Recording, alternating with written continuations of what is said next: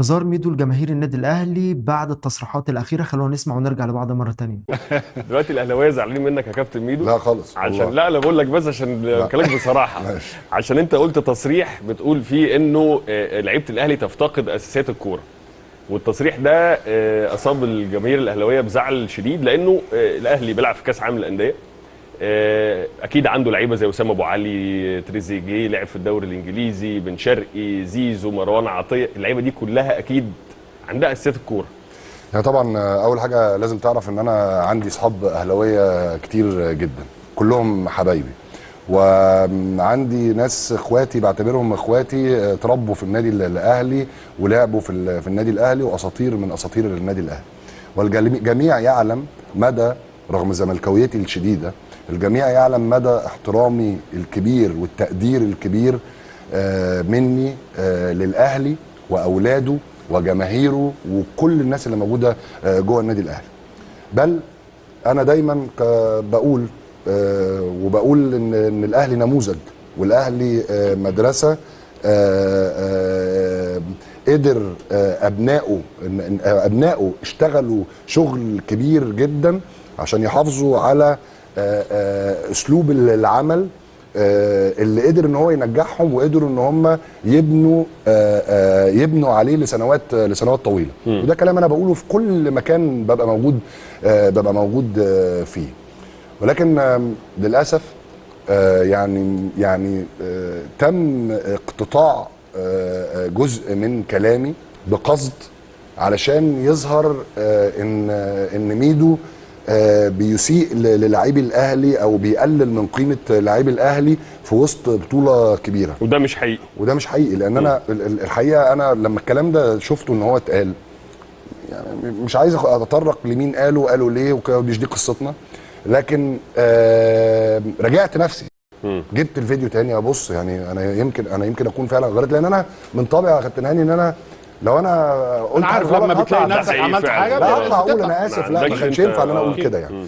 فلقيت نفسي يعني بالظبط بقول ايه، بقول ان انا بعيدا عن الزمالك والاهلي، لان ده مش وقت مكايده، انا حتى قلت كده، ووقت مناكفه. انا كراجل مصري زعلان جدا ان النهارده في ماتش النهارده قدام بالميراس لعيبه الاهلي مش عارفه تعمل اساسيات الكوره، اللي هي ان انا ازاي ابقى محضر اللعب، ازاي ان انا ابقى زاويه استلامي للكوره، ازاي ان انا الاستلام والتسلم. وده لازم يخلينا نراجع نفسنا، احنا ليه لما بنطلع بالليفل شويه بنستراجل، او بان احنا بيبقى عندنا مشاكل بان احنا نلعب بنفس المستوى وبنفس الاداء زي اللي بنلعبه في الدوري المصري او في افريقيا. ودخلت في الحته بتاعت الاعلام، والاعلام لازم يقيم اللعيبه بشكل صح علشان ما نتفاجئش بالمستوى ده لما نيجي نطلع بالليفل شويه. وتطرقت فنيا على المباراه، قلت ان مش معنى ان انت معاك الاستحواذ ان انت الافضل. لا، مدرب بالميراس فيريرا ساب الاستحواذ للاهلي في الشوط الاول لان كان عايز يستنفذ طاقتهم. أيوه. وفي نفس الوقت مدرب الاهلي في المباراه دي كانت بان ان خبراته قليله جدا، لانه فضل ماشي بنفس الاسلوب والريتم، ونجح فيريرا في ان هو يستنفذ طاقه لاعبي الاهلي في الشوط الاول. وان هو ما كانش عنده استراتيجي، هو معاه الكره هيعمل ايه، دخل زيزو لعمق الملعب، وفي نفس الوقت محمد هاني ما كانش بيتقدم فخنق الملعب على نفسه في الشوط. بتكلم كلام فني. اللي الناس اللي انا رايح اشتغل معاهم دول، او انا موجود هنا على فكره، انا مش قاعد هنا على فكره في قناه اون تايم سبورتس، انا جاي هنا فري او جاي هنا مجانا، لا. القناه دي بتدفع لي فلوس عشان اقول رايي، عشان اقول رايي من غير ما اسيء لحد ومن غير اقول رايي. وانا راجل بشتغل في الاعلام، انا ابراهيم كان عندي البرنامج بتاعي في الاي ار تي وانا عندي 22 سنه، تي في شو بتاعي كل اسبوع وانا عندي 22 سنه بلعب في توتنهام. انا شغال في الميديا بقالي دلوقتي 20 سنه، فعارف كويس قوي الكلمه اللي تطلع من بقي ايه هو اللي انا بقوله.